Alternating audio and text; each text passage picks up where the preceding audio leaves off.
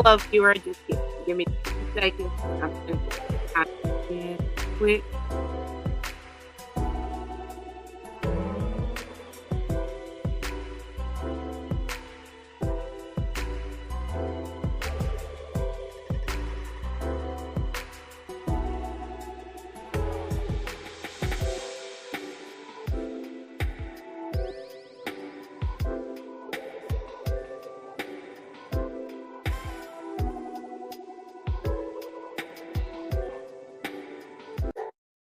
All right, so welcome back to another broadcast. Thank you guys for tuning in. As you can see in the title, today we have Precious with us. I'm super duper excited. She's going to be talking to us about the importance of singleness and giving us her testimony. You guys know about my mug, Stay Positive. You can go down my page and find out how to get those, or go to Stay Positive Crystal 8 on the Facebook. And you know when I start my in the Omega days. When I start my broadcast, I always start out with the Daily Promise book, and today is 213 out of 365 days. And it says here that I love the Lord because he hath heard my voice and my supplication, because he hath inclined his ear unto me. Therefore will I call upon him as long as I live. And you can reference that back to Psalms 116, 1 through 2. It says, he hath inclined to hear unto me, no matter how trivial. The Lord promises to listen to your prayers. He wants you to draw near to him, to talk with him about everything on your heart. James 4 and 8. He won't put you on hold. He won't ask you to come back at a later time. He won't tune you out. It's a promise you can count on. Yay! Also, you guys, I'm doing the Apple Watch giveaway. We want to get the message across and out. So the more people that follow me and things like that. So don't forget to like and share on this video. But without further ado, let's go ahead and pull Precious up.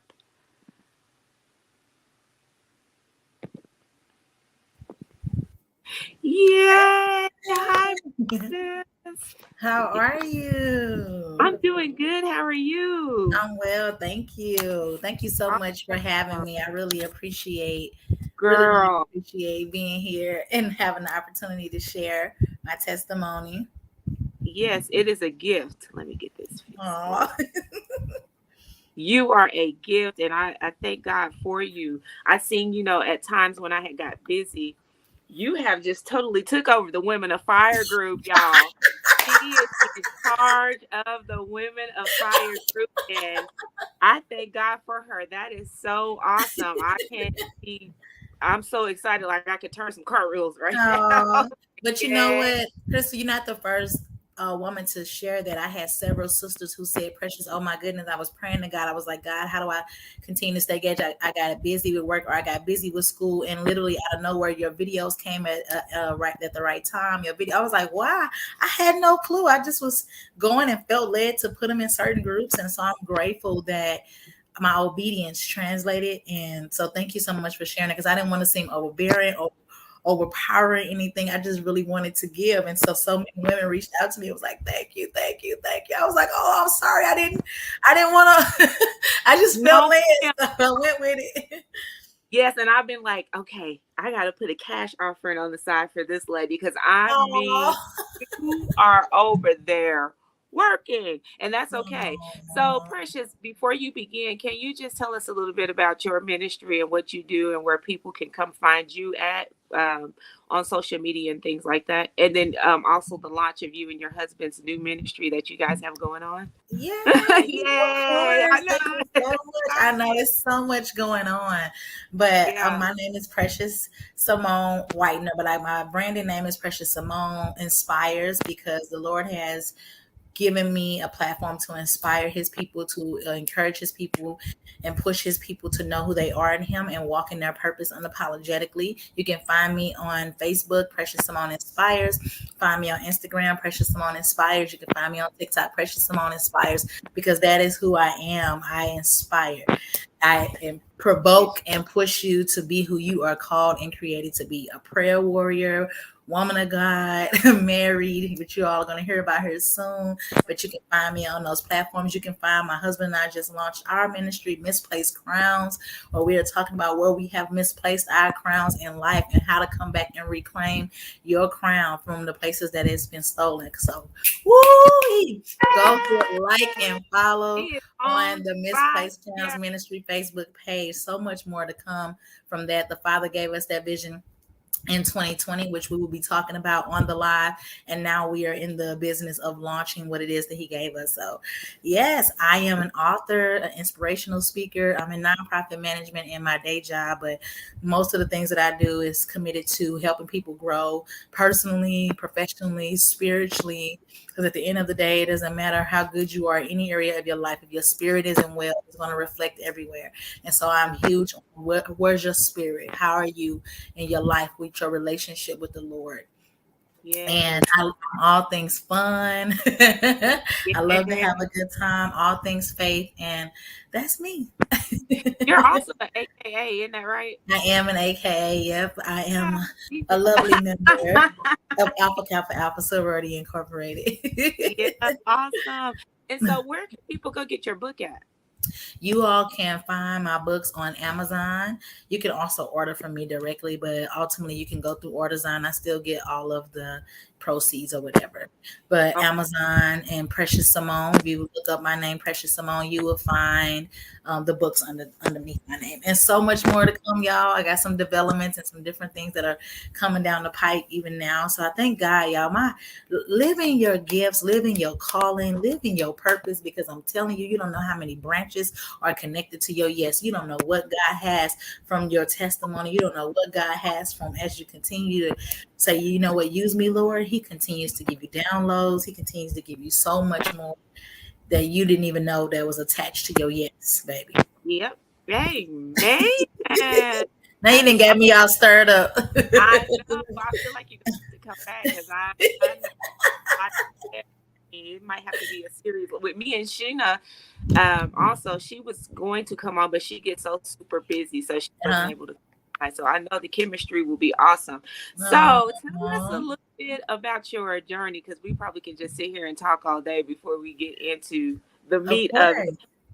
As a single lady, I got to Mhm. actually listen. I got to come to one of your lives that you were doing, and the story is awesome. I think Aw. that it is phenomenal. I was like, oh my God, I cannot believe it was you and your husband both actually telling the story. It was awesome. So, where do you want to begin with us on that tonight about your journey as being single? Yeah. So the journey of singleness, I'll just start with how I got single. Okay, awesome. If that's fair, because Oh, I was single in college, post college, I got in a relationship. So I want to go from how I got back single. right. So I, full transparency, I got married in 2012. In January of 2012, I was proposed to him. In January 2011, got married in January 2012, a whole year later. And here I am on top of the world. Top of the world.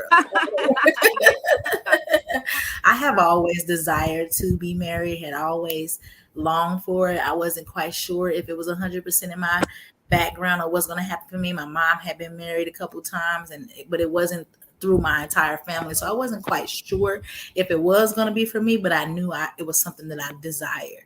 Well, here it is. I get married, and I believe that this is going to be what God has for me. And within months, my relationship began to unravel, and I was devastated. I was heartbroken because I'm like, "Ooh, God wrote my story. I'm in this. I'm great. I got a Right. man of God. I believe God has so much in store for us." And it began to unravel. And one of the things I always tell people is that I had to walk through that and I had to go through that because it developed me and groomed me as a woman. There are a lot of things that I had learned about womanhood. There's a lot of things that I hadn't been taught through what it looks like. Even I didn't know how to be a wife. I don't Oh, think you mean to tell me that you have to be developed into a woman? It just doesn't happen? it doesn't happen. No, you have to be developed. Womanhood is something that it has to be instilled in you. Not that we don't have traits. We already have qualities. We already have amazing things about ourselves. But at the end of the day, I did not have any example of what a good marriage looked like. And he didn't have an example of what a good marriage looked like. So we tried with what we had and we did our best. But I assure you that things about our upbringing, things about life, things about it just collided. And though we're great people, two great people just didn't make it together. It actually unraveled and fell apart. And so I like to tell people, I'll be honest in saying that the way that I communicated at times could have caused a lot of shutdown and a lot of what's going on here, and Communication. and yeah, the level of patience and allowing a person to come out of their shell. And then for me, I like resolve. So I'm like, no, let's fix this now. So if I see something I didn't like, I was big on like, let's address it, let's get through it. And that didn't always translate, if I'm being honest. And so and the reverse was I'm like, I'm not getting love, I'm not getting affection, I'm not getting attention. What's wrong with me? I'm questioning my worth, questioning my value, questioning if I'm lovable. I'm like, what? Yeah, And I so was much. going through that in my early 20s, and it took something out of me. I lost my smile, I'll be honest, because within that time, like I said, things were happening so fast. And I also want to go back and say, sometimes you go into situations wanting to change. Your courtship kind of begins to show you some things that you are going to deal with. However, in my mind, because I'm like, no, we gonna win, we gonna make it. Like, there were things that you kind of things that are red flags that you don't always deal with well in your courtship. They kind of show up and translate over into the marriage.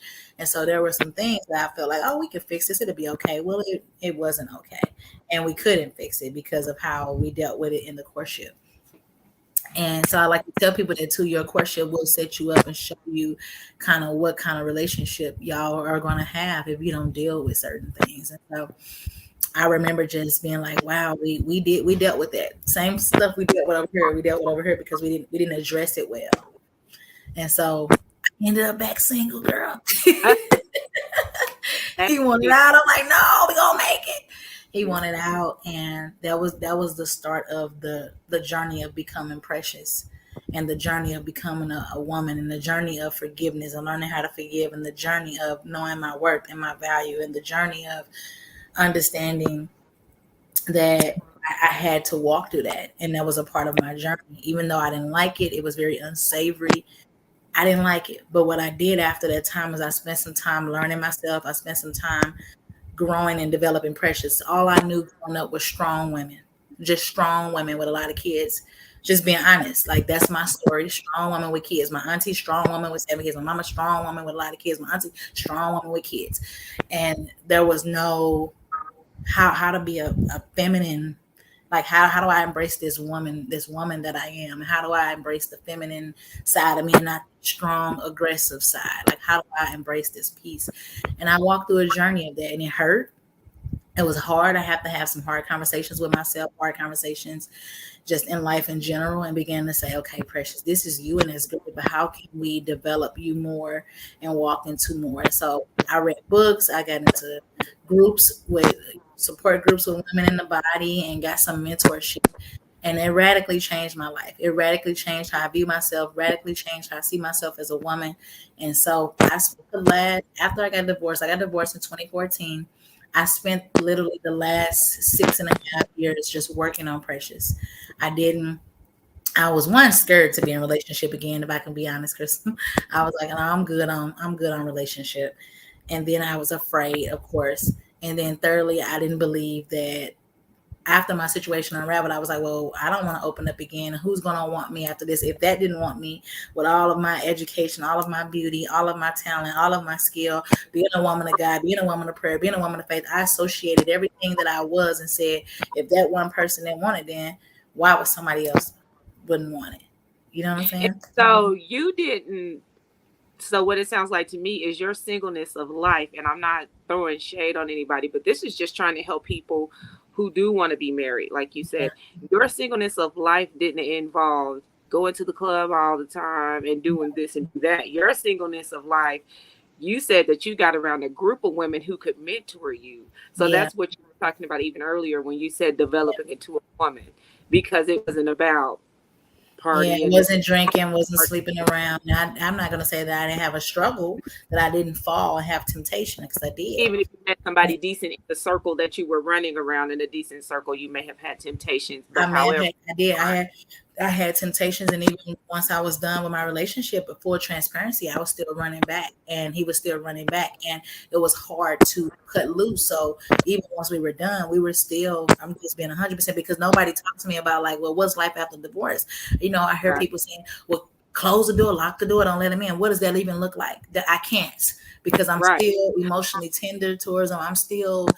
I can't close the door, right? And even if after I did 3 or 4 days, if he come back day 5, okay, I'm nobody's walking me through this process or even talking me through. So I'm begging for help. Like, what do I do? This was my first real heartbreak, so I'm struggling, and it right. wasn't really till the father had told me to move. So I moved, and he didn't know my location or anything, and I began to heal. And so when he would come around through text message or through email, I didn't cut him off that way, because some part of me still had hope, if I'm being honest. And there was Most no women, access. yeah, Yeah, there was no access. There was no way of getting to me. And after that, things began. My heart began to heal.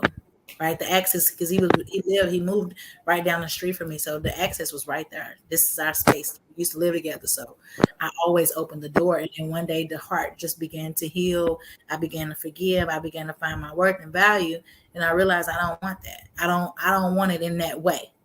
right. Not a rejection at him, but I don't want, if this is what it's going to be, I don't want that like that anymore either. And so, yeah, I spent my singleness. No, I wasn't in the club. I wasn't drinking. Well, I've never been a drinker, so that's just me. I have some family issues with alcoholism, so I never drank. And then when it comes to clubbing, I stopped clubbing like age of 19. I got saved, and I was like, I'm done with the clubs. So that wasn't my situation, but I did surround myself with some positive women, women in the Lord, women who prayed for me, who encouraged me, because it hurt. It hurt really bad, and it stung, and I didn't know how to really manage myself, because I had never been in a situation like this where it was that painfully unbearable. So yeah, no, Yeah. I did. And you're right, it's not a shot at sisters, but when you do go to fill your voids in that way, it will cause your healing journey to take a lot longer. Yeah, because another one of my girlfriends who is married, she said that, when she talks to her single friends that are not trying to heal or not in like prayer groups or circles, they're under the misconception these days that it's about going and getting BBLs. And this is not Yeah, throwing no shade. That's shots. No things shots. too. Yeah. Yeah, and married women have a different view of things. And so under the misconception of doing my body like this and going to the club is going to help me capture a man or, give me the life that I want as far as marriage is concerned. Like that is a big deal right now. And she's going like, that's not it. It's So not I was it. like, Yeah. your It's going to singleness give right, you attention, but it's not going to be the attention that's sustainable and that's long, that produces right. longevity.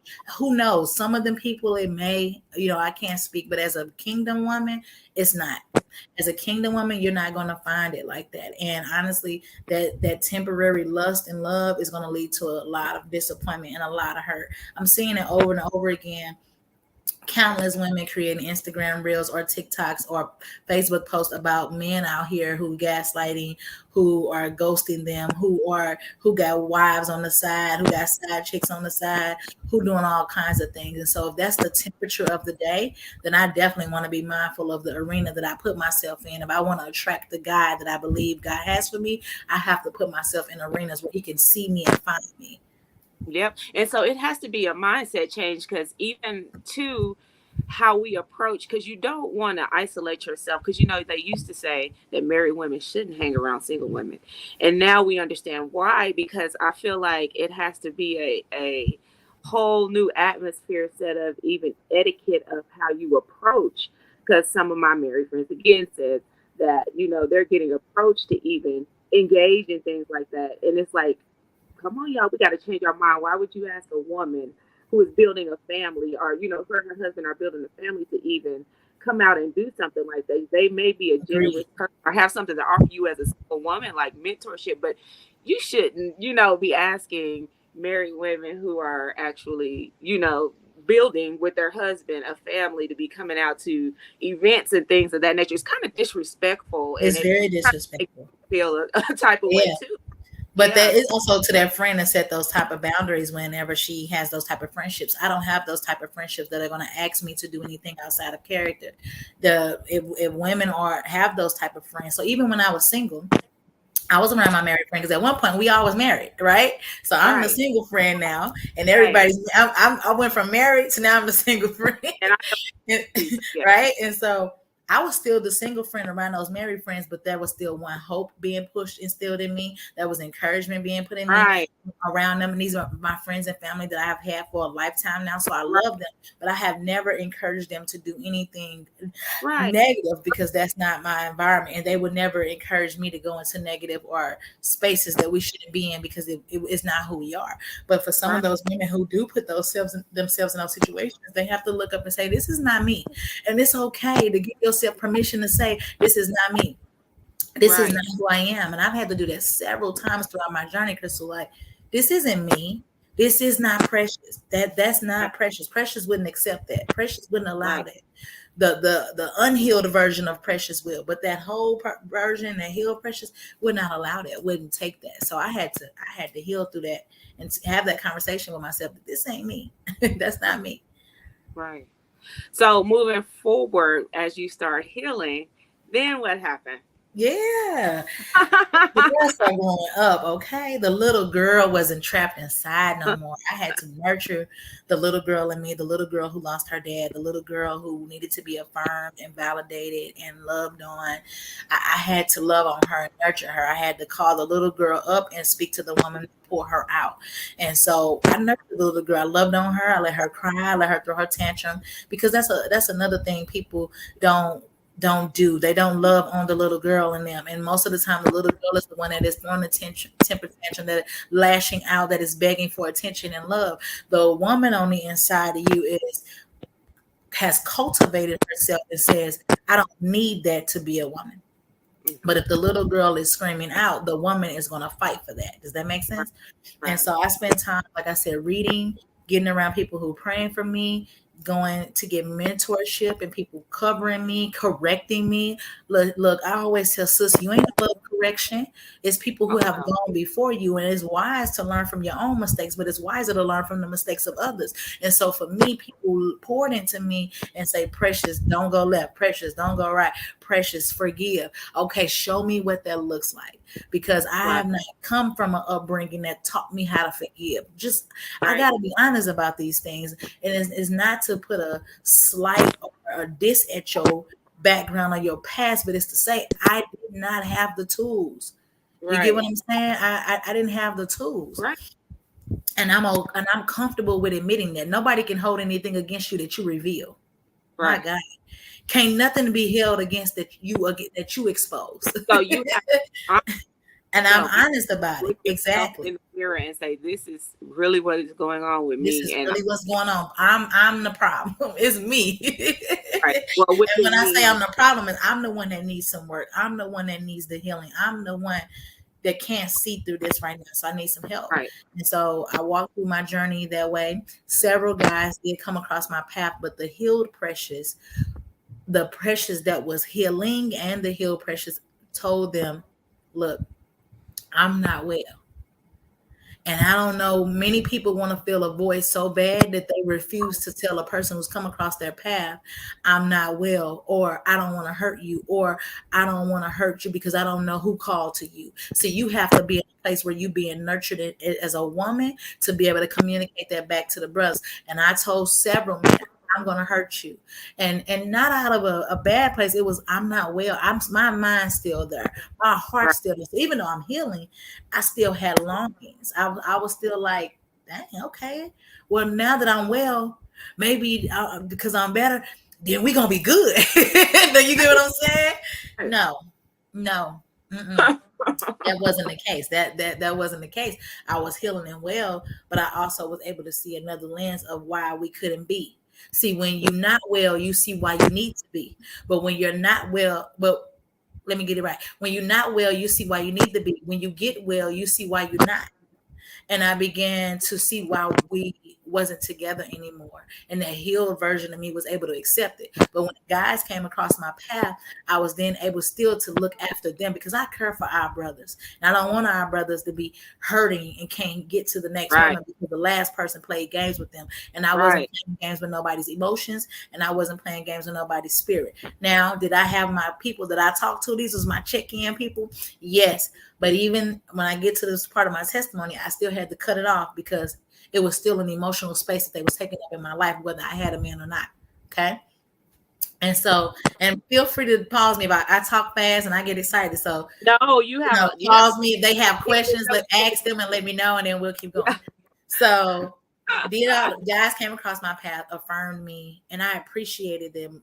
Men who didn't want the bedroom in me, who saw me for who I was, wow. past my looks, but didn't pressure me to get in the bed, didn't pressure me, but validated me and affirmed me as a woman. I was like, whoa, I can have that. Like what It's possible. like what? Yeah. Like, is this real? Like, because that's all I knew, right? So I was like, oh man, he didn't ask for my sheet. He didn't ask for the sheets. He didn't ask me to spend a night. He didn't come for my clothes. Oh wow, hanging around consistently, and that wasn't the case. And another guy happened the same thing, just validating me, affirming me, pushing my goals. So I knew that it was a prototype of what I was supposed to have. These people did not pressure me in the sheets, More but it like was brother in more like Christ. a brother. And I was like, Yeah. oh, I love them. Like, this is great. And so fast forward, then similar situations. I had people who I began to grow closer to, and I felt like, well, maybe something might be there.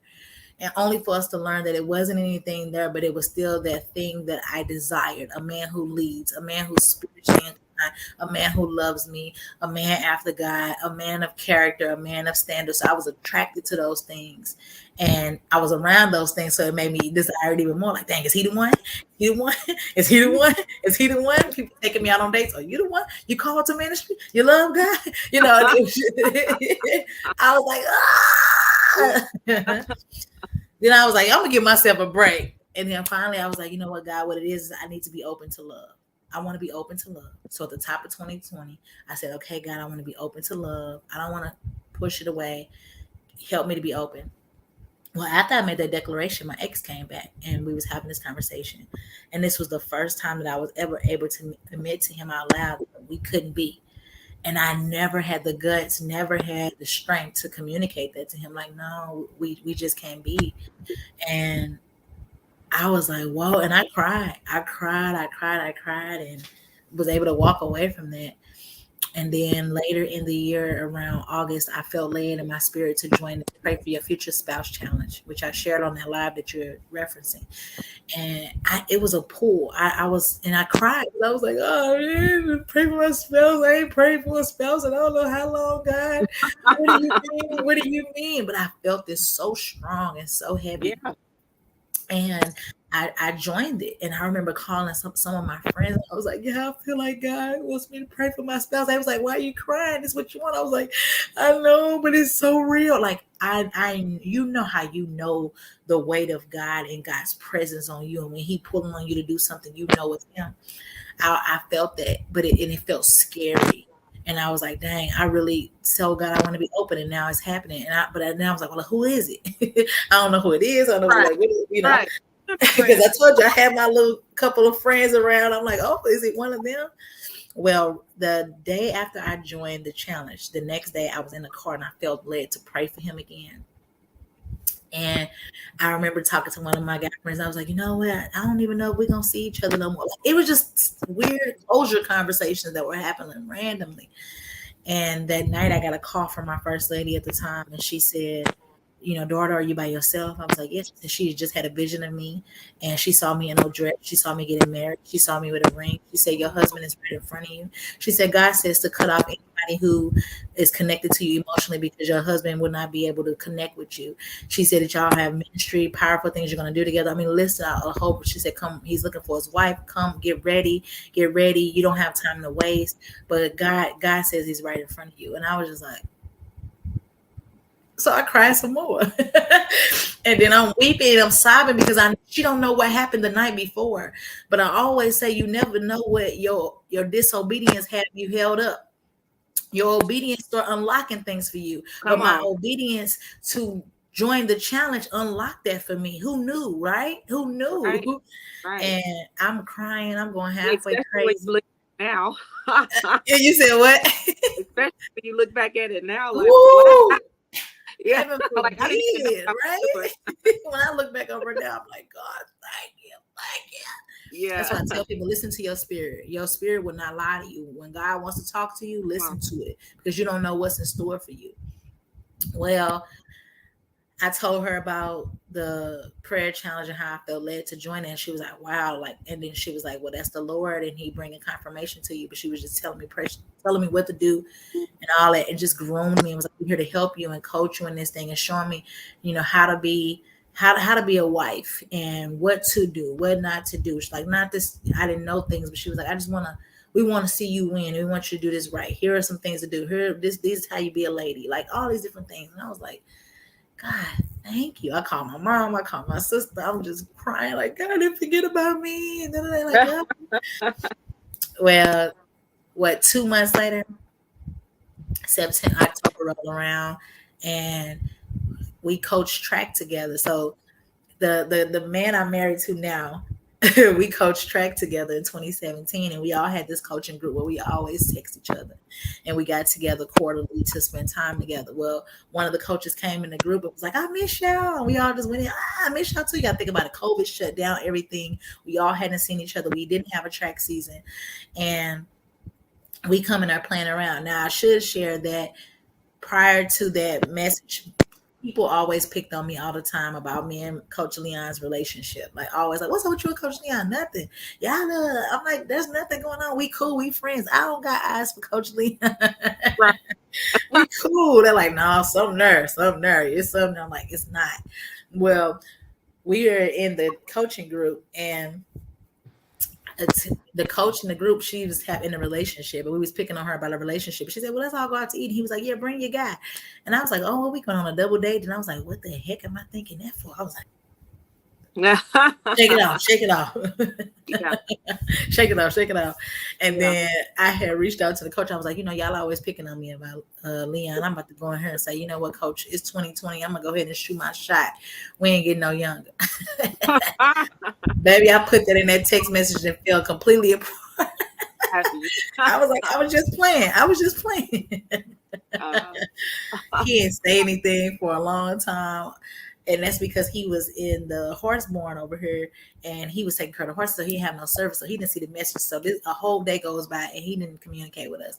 So we come back in the group. I'm like, Coach Leon, I was just playing. He's about, what are y'all talking about? And Sierra, the coach was like, you ain't seen none of the messages? Screenshot the messages and put them in the text message. And I start falling apart, about to throw up. Like, why did she do that?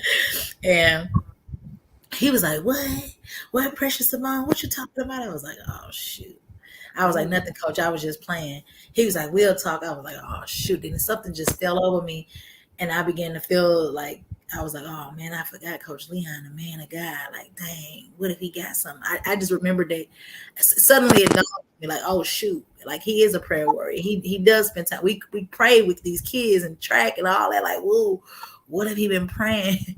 And then later on that night, we was going to eat, and he was like, Mrs. Whitener, are we carpooling or are we meeting her? And I was like,